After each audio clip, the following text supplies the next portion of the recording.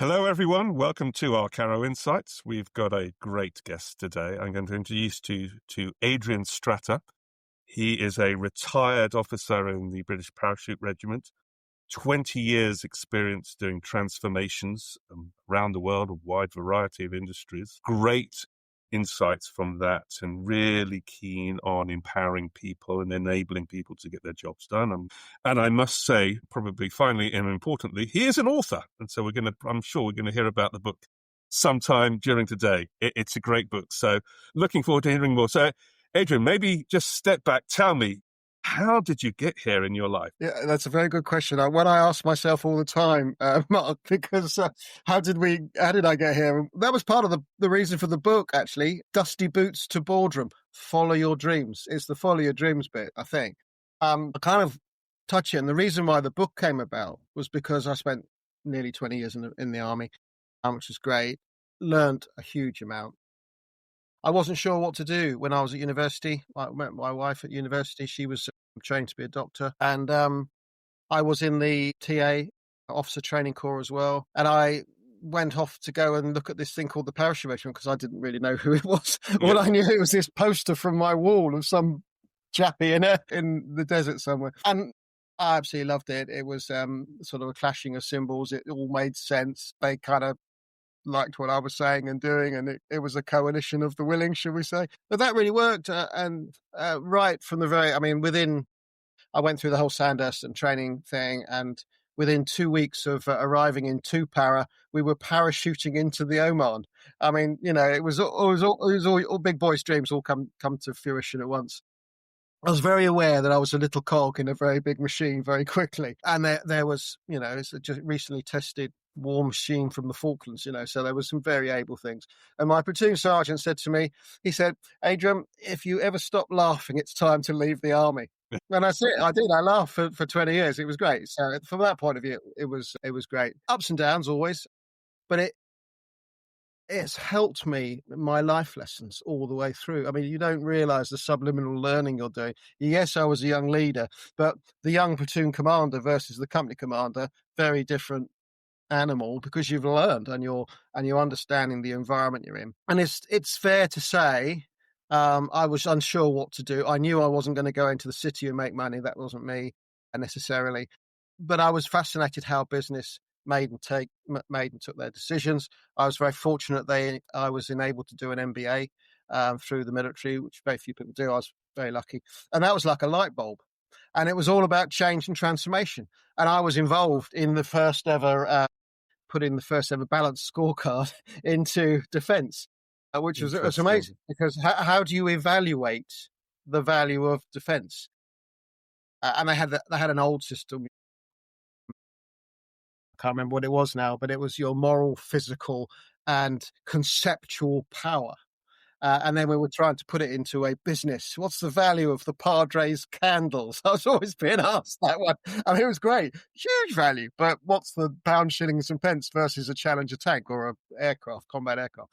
I mean, so that was fascinating. The worst job I did in the army, but the best job I did for my commercial career. And so my last job in the forces was in South Africa.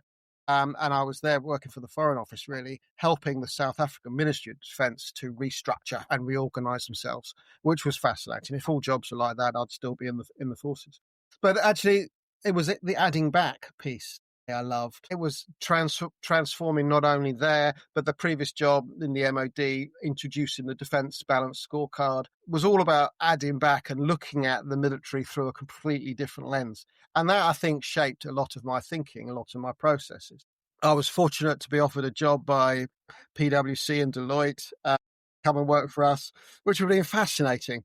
And I would have loved to have got the T-shirt, but I regrettably, I turned them down both because they were just going to shove me back into the MOD from where I was escaping. So what was the point? Where do you move forward?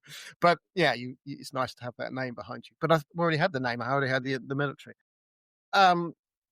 And the whole point of the journey, so we drove home from South Africa. My wife and I cashed in our flight tickets and drove the length of Africa, hence the book, Follow Your Dreams.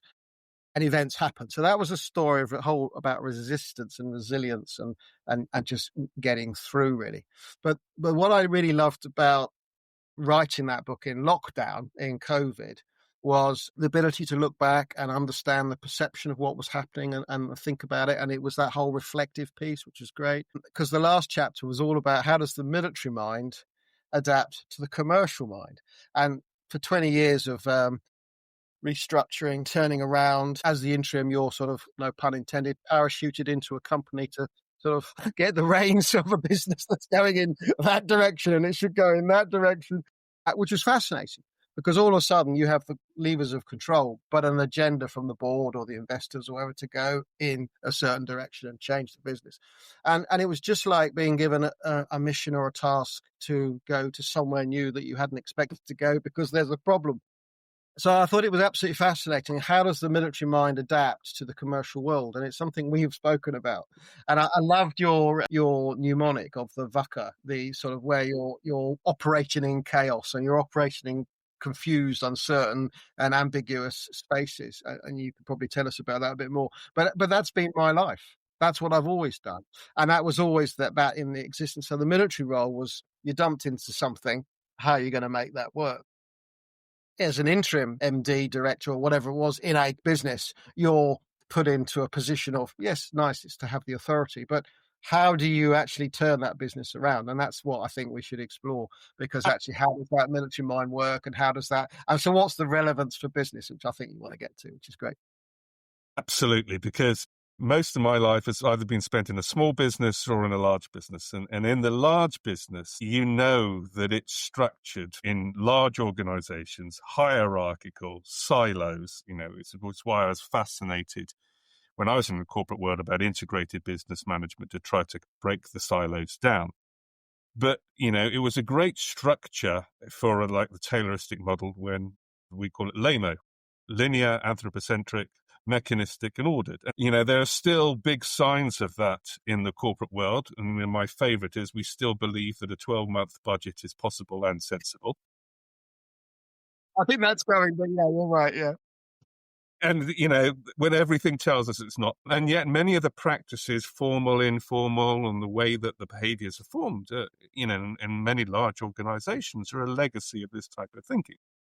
Yet at the same time, people are saying, yes, but we've got tariffs, we've got financial crashes, we're in a VUCA world, volatile, uncertain, complex, ambiguous. Right? And so there's a lot of talk about it, but I feel not enough so what discussion in terms of double click, what does that mean for us as business people, as executives, as employees, and translating from an old-fashioned world to a new-fashioned world. Why I really wanted to talk to you was because, as so many of these things are, you double click and find VUCA was invented in the military. And you got there first, right? And so it's innate in your world. And so maybe with your lens of having something that was innate, but 20 years later, you could help give some advice about what might be relevant from the lessons of VUCA in the military to the business world. No, absolutely. And I think the VUCA world, I mean, I think when I was going through training and stuff, it was all about the OODA loop as well, get inside the OODA loop. So, observe, see, do, act, or whatever it is.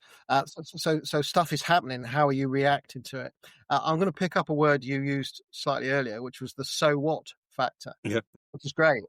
There's like a light bulb going off in my head, because we would I'm going to talk about a thing called mission command, which is now becoming very business centric as well. And something you've picked up on is that, was it about 28% of people only really understand the corporate strategy? Most people do not understand the corporate strategy. And when I came through training, the strategy was a thing to keep the door open, wasn't it? That was it. Ignore the strategy. Well, a lot of time and effort goes into that strategy. If you don't know where you're going, any road will take you there. So that's a thing that needs to be addressed. So mission command is quite a theory, a doctrine. It's certainly been prevalent for my period in the military. It's only sort of doubled down and got more so and sort of thought about. So can I just stop you there? Sorry. Mission command, what do you mean by that? So mission command is a mindset of how you're translating your task to your people. And do you understand that task at the very high level? So it can work at the very strategic level of we're going to invade country X or not. We're going to protect country X these days. And so what's the grand strategic plan? Does everyone understand that plan? And at every stage, you ask the so what question. So what? What are the actions on? What if this doesn't happen? Because, if you've got your strategy and you're going from A to B, and VUCA, shit happens, excuse my French. So what? What are you going to do about it? All the way down to planning very detailed operations. No plan survives contact with the enemy. Yeah. Certainly being in the parachute regiment, it was very important for us because you can't guarantee all the commanders leave the aircraft and survive on the ground. If you're starting an operation or planning an operation or an exercise, it doesn't really matter. Nothing will happen to plan because the friction of life of jumping out of a plane is inherently complicated, difficult, and nothing goes to plan. So we've always operated in this period of environment of chaos and confusion and making sense of that confusion. But it's the triggers. Are you measuring the right things? Are you adapting to or seeing the right triggers or seeing the right turn of events, or are you reacting to those turn of events? The same in business as it is in the military world. The military just has a different connotation of what you're going to do about it. So there's the so what factor and there's the mission command. So going back to the plan, you're doing your plan, you're going to do X, Y, and Z. Does everyone understand? Me as the commander, I'm giving my mission. And I say also what, and I then have to feed back my confirmation of that mission. So you're asking me to X, Y, and Z. That means I've got to do A, B, and C. Is that what you, higher commander? Do you agree with that interpretation? So automatically there's a confirmation that I've understood the strategic direction and my part in that strategic direction. And then I then have to cascade that down. So the same process happens to my junior commanders. And it's like a whole cascade up and down the chain of command, if you want to call it a chain of command. So everyone's on board. But then, of course, in the parachute regiment, pre-jump insertion, everyone's briefed on the plan. So, it's a thing from the regiment, airborne initiative. If your commander's not there, how are you going to step up and carry out that mission? Well, I don't necessarily see that in the commercial world necessarily. Although I've got a quantifier that I know I'm going to say about it. Is how does the military mind then compare to the commercial world? So just finishing on the mission command, there's all these actions on and so forth. So it's a mindset of how you're passing information from this is your mission, this is what you're going to do, down to a tactical action.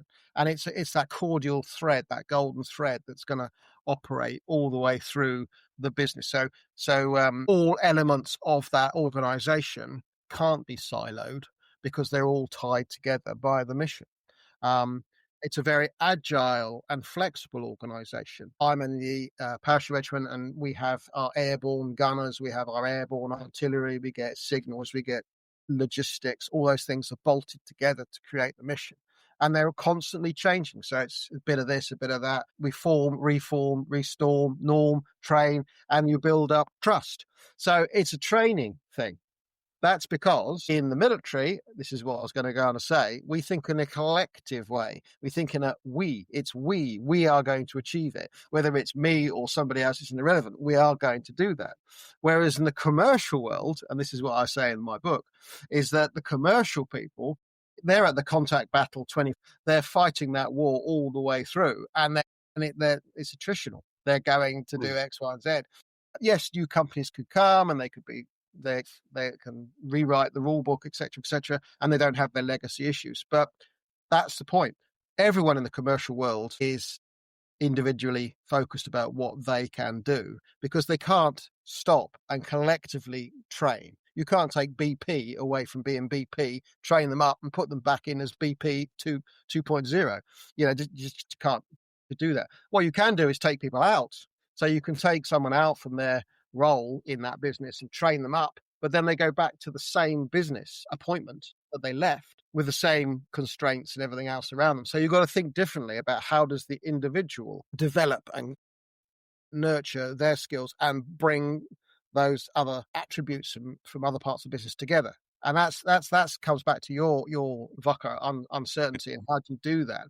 And there's various ways, and that's where the mission command. Well, that's just adapting to making sure that people don't operate in a silo, but they're rewarded as individuals as well. So my bonus as a sales representative to go and win that business, never mind if that business completely throws the rest of the organization out of whack and it's misaligned and it misses its targets, I've got my bonus and I've been rewarded. So it's got to have a collective element to it. And I think that's been an interesting learning point all the way through. There are ways in which you can make commercial organizations more collective. If you have a leader that focuses on communicating what is the vision and mission of the organization, it starts making people enabled to do something. So there's, two statistics. One of them you said there was an Australian study, and they gave the executives who should know what's going, and a multiple choice test, and only 28% of them could recognize their company's strategy, vision and mission level strategy in a choice of 4 multiple choice options. And there are many statistics to show that really we might good at communicating annual budgets, that's the targets, but we're not so good at communicating this is the high level goal and this is the high level strategy in which to get there so you can do it. Because the other thing, what happens is, you must have seen in the parachute regiment, the plane drops out, but the gunners land in the wrong place. The radio's broken, or whatever horror story I'm sure you can tell me, and they have to make decisions on their own. But exactly, and that's my point. Yeah, that's exactly my point. That everyone's told what the mission is and their part in the mission. And if and they can see the sort of how it stitches together of what could happen, because nothing will go to plan. And that's the inherent reality of warfare, really, or even peacemaking, the whole, whatever environment example you want to give. But I think that's right. I think everyone's given the budget, Mark, and in commercial worlds, and they're told, and everything's measured in a financial way. What I loved about the balanced scorecard argument, it was financial and non-financial. In fact, the financial targets are only a quarter of all the targets employed. How very interesting. And in order to do the balanced scorecard, I'm not going to leverage on that, just on that thing, but it was a way, do you understand your engagement and part of in the business? And actually, do you know who you're interoperating with, if that's such a word? Yeah. So it brought people together in a planning process, but it was very hard. It was very hard to get it rolled out into the way people are thinking. And the old military used to have this, what is the moral component of warfare? Does everyone understand why we're here to fight or what we're here to do? I mean, we don't do that in the commercial world. You don't sit people down and, like you did with Barry, and say, right, Barry, you're here to fly this plane from A to B. What are you here to do? Is it to empower that businessman in the back, or take that person on holiday, or what? Who cares? I'm just there to fly the plane because that's my part in the wider business process of going from A to B. I think it's more than that. I think Barry completely understood that actually he's invested in getting that plane from A to B in the smoothest possible way, not only for his own outcome, but for the outcome of his passengers. And they recognised it was a team play on the aircraft as much as it was the wider air traffic and engineering and fueling and all that sort of stuff. And I think that's one example. But then you're operating in a sort of slightly closed environment of an airline or a transport company, because you're in that area, although you're operating in other people's space, but you're in an environment that you can control some of it. In business, it's completely different in some regards, because if you're trying to sell computers or whatever, is my computer is better than another computer? So there's a quality issue of your intellectual property, if you like. Will people buy it for that price point? So there's so many more variables in some regards that you've got to overcome. And everyone's got variables to deal with, but how do you deal with variables? Therefore, you get expert silos that only see part of the business in that sort of not necessarily myopic way, but they can see that piece. So how do you bring all that together? How do you stitch all that together? My earlier argument, if you give them the overall, we all understand the strategy and their part in the strategy, that's the bit that's missing for me. If everyone understood their role in the wider plan, therefore, it shouldn't become as a shock.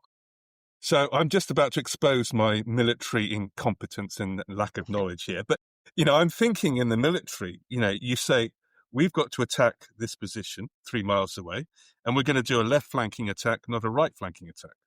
or whatever. Right. So You're for me, sounding competent to me. that's a simple rule. So if you do get landed in the wrong place, you know that this mission is going to be in a right flanking mode, and so that you can adapt by knowing that rule. So look at look at the classic business examples you find in textbooks like EasyJet or Southwest Airlines. They know our rule is we are going to win by being no frills service. So if you find yourself somewhere in New Mexico ordering the food supplies or whatever it is for the next flight, you know what the high level rule is, so you're likely to make a good choice in what you're doing. It's the same. Am I going a left flanking attack or a right flanking attack? But far too often in business, you ask people, and they don't even know if they're winning by left flanking or right flanking. All they know is they've got to try to win the budget. So that's the feedback loop, isn't it? It's are they getting the right feedback loop? Here's an irony that EasyJet transport more business passengers than they do holiday makers. Yeah. Which is an irony, isn't it? Whereas Ryanair is completely opposite. So what is it about no frills that is really no frills? But actually, you would argue it's destination point to point. Yes. So if you're Ryanair and you're going to a European city and you land 50 miles outside that European city and it takes just as long to get in. Or it is a flexibility and upgrade. So you can have the speedy boarding and you can have the seat allocation. And but isn't that clever? Yes. Because your price is actually being stretched now. We're flogging you a flight for 30 quid, but actually it costs you 300 quid to get from A to B. How does that work? But for me, there are simple policies, whereas businesses that fail, they get lost. Because if you ask 10 people in the business, what's our mission? How are we going to win at high level? There is no answer. And I find it amazing. I mean, I was the business transformation director for a large transport company that had all versions of all formats of travel, 27,000 employees across Europe, and individually within that is a federated business as well. So company X wanted to do so and so, actually to this, there's no, you do it this way. So how do you get people on board? And I think that's the fascinating way.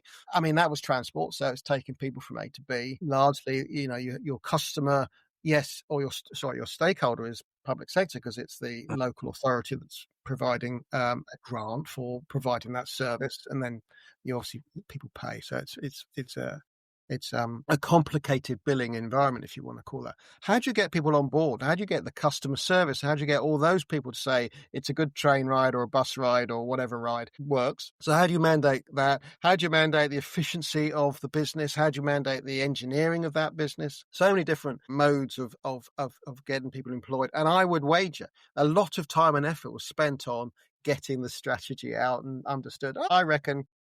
I still reckon your statistic of 28%. Why is it 28%? I'd take issue with that as well. But how come that only a third really understand the strategy? Because it's not relevant. If you're driving a train or a bus, actually, do I really need to understand the strategy? Well, yes, you do, I would argue. But how, where, and why? And where is that relevant? And what we used to do to increase efficiency we used to have these communities of expertise. So you'd bring the engineering people together, you get the driver productivity people together, and they would have their forums and so forth, and you'd integrate the two. So it's that cross-fertilization of ideas and the impact of your driver on that engineering and so forth, and then fuel efficiency. Well, if you've got a heavy lead foot, we can measure your lead foot, so you're using technology again. So actually the whole thing was a coaching environment where, yes, we might have been in the head office trying to direct something, but actually we're passing that down. So it's that whole servant leadership, that whole devolving and empowering. So the point of the spear of that business was actually the driver, the most important person, or the pilot of the plane, which is Barry, right? He's the point of the spear, and he's actually conveying that strategy to the passenger. How are we enabling him? And I think that's taken your OODA loop completely in full circle, and you're starting at the other end to make sure they understand the strategy. Yeah, if I think about what is happening in the modern business world, again, I see patterns in the military. So the military has always sent out scouts and people as far away to the outside to be the information gathering sources. That's how information is gathered. Whereas old-fashioned businesses like to think, there's going to be a centralized unit of competitive intelligence and they'll gather documents. Whereas the reality is information on what is happening on how to win is at the coalface. It's at the extremities. Maybe is there anything, as you look back on your time, about information gathering that could be applicable to modern business? It's huge. I mean, the point about the military is where and how do you amalgamate your forces to apply greater power over and above your enemy. If your enemy in the traditional, Second World War or even First World War, you're all in trenches and you're shooting at each other, or in the old days where you're marching with a little drummer band and Napoleonic were forced to close and beat the hell out of each other. That's quite interesting. The modern military is diffuse. It's a complete spread. And actually, now Afghanistan, Iraq, dare we say Northern Ireland, who is your enemy and how do you understand that enemy? And it's who is the enemy today is the ally of tomorrow. You go to the modern conflicts of the Middle East or Ukraine. Who would have thought we'd have war in Europe again? So how do you get that intelligence? And it's a whole cascade. I mean, no plan is written without the intelligence assessment. So actually the intelligence is gold dust, and it should be for business. So what's happening out there? You've got the human intelligence of the people at the front line. What are they seeing? What are they happening? How's that getting filtered back and digested? You told me to attack that hill. Actually, there's twice the number of enemy on that hill when we realise that's not going to work. So intelligence is absolutely critical, as it is in planning your logistics. I mean, the military, like business, likes to concentrate its resources in certain areas where it can then overwhelm its components. And if it's diffuse or you can't pin the tail on the donkey, as it were, because it's walking around and disappearing, that's a very hard scenario to operate within. So then the corollary of that, what then you have to do is empower the lower level commanders to bring back that information and tell you. That's your sales forces out there doing information and feeding that back. But then how do you collate and how do you bring all that information back? So as intelligence is only information that's been assessed and gathered and organized. Absolutely. No different to business. That's why, in McChrystal's Team of Teams, he talks about making it a regular discipline of common dashboards that everyone has access to the 100%. Same information. And the goal of a leader is share. That is share and make sure the system is sharing so that people in the line of battle can make the right decisions with the right level of information and up-to-date information. But in the commercial terms, and that works for military, obviously, because it's lives. But in a commercial, I'm the sales director and I'm going to do a sneaky little deal over here that's going to make me a lot of money because I'll get bonus on that way. And what do I need to share my information? That's my gold dust. And that's the theory. That's the breakdown of you've got to sort of stop that behavior as best you can, because that could actually, well done to the businessman to get that extra contract. But is that helping the business and where does it fit? And it'd be a very hard organizations say, no, you can't have that business.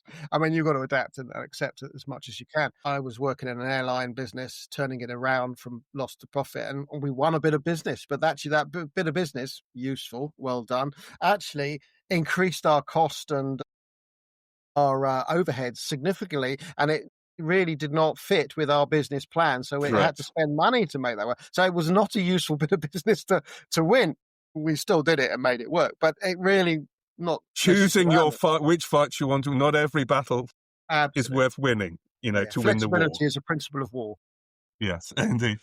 Brilliant. Adrian, I've really enjoyed this conversation. Thank you so much. If you were going to give a new business person 3 bits of advice from your lessons in the military, as they're starting out their commercial career, what would they be?